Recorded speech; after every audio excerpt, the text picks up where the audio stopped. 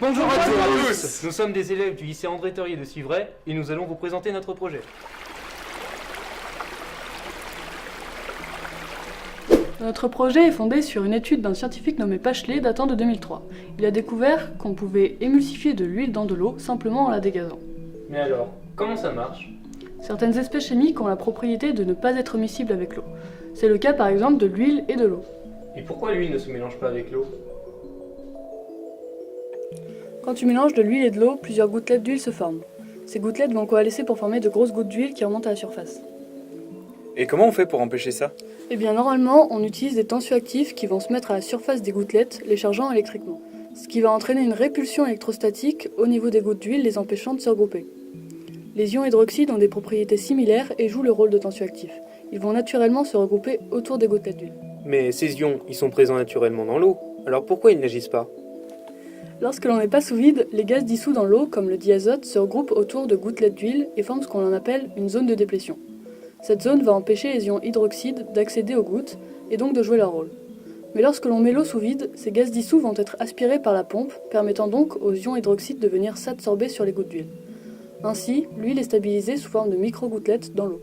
Donc, pour résumer, nous avons commencé par étudier les taches d'huile sur le tissu, car si nous parvenons à nettoyer ces taches d'huile, nous serons également dans la mesure de nettoyer ou de laver les taches grasses que nous pouvons rencontrer quotidiennement sur nos vêtements.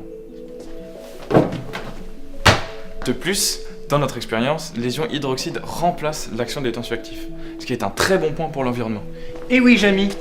Aujourd'hui, une famille française consomme en moyenne 26 litres de lessive par an. Or, ces dernières sont très nocives pour l'environnement. Elles menacent la faune et la flore marine, ainsi que les ressources en eau potable. Elles provoquent aussi de nombreuses allergies et irritations. En s'appuyant sur les recherches de Pachelet, et sachant que l'environnement est un enjeu majeur de société, nous nous sommes demandé s'il était possible de laver du linge sans tensioactifs. Ouais, mais du coup, si on se base sur les recherches de Pachelet, mais ce qu'on fait, ça sert à rien. Ah si, car ces propriétés n'ont jamais encore été utilisées. Ça nous permet donc de nous plonger dans l'inconnu et de mener un véritable projet de recherche. Pour revenir à notre problématique, nous avons donc dû mettre en place un protocole. Adrien, tu peux nous le rappeler? Alors tout d'abord, on coupe un morceau de tissu que l'on lave avec précaution. On va ensuite le sécher et ajouter 3 gouttes d'huile. Il faut ensuite préparer un volume précis d'eau que l'on va chauffer pour faciliter le lavage. Suite à cela, on insère le tissu dans l'eau qui est contenue dans le bécher. Nous tirons ensuite le tout sous vide et on peut remarquer qu'une ébullition se forme et lave notre tissu.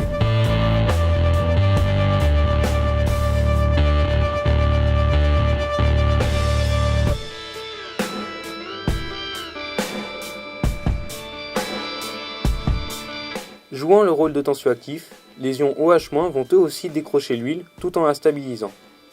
Comme vous pouvez le voir, l'émulsion est blanche car l'huile est stabilisée dans l'eau et n'est donc pas remontée. Pour mettre au point ce protocole, nous avons fait varier plusieurs paramètres comme le pH, le volume de la solution, le temps de tirage sous vide, etc. On vous a donc montré que l'on arrivait à laver du linge seulement avec de l'eau et du vide. Du vide!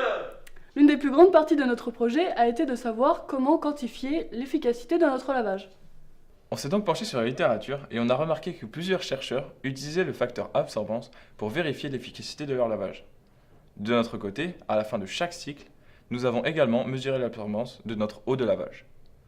De plus, l'aspect visuel du tissu nous permet également de vérifier l'efficacité du lavage. Après plus d'1 an et demi, nos recherches ont fini par porter leurs fruits. On arrive à laver n'importe quel type de tissu, à n'importe quelle température. Ouais, bah tu pourrais commencer par laver tes chaussettes, j'ai trouvé par terre, c'est vraiment dégueulasse.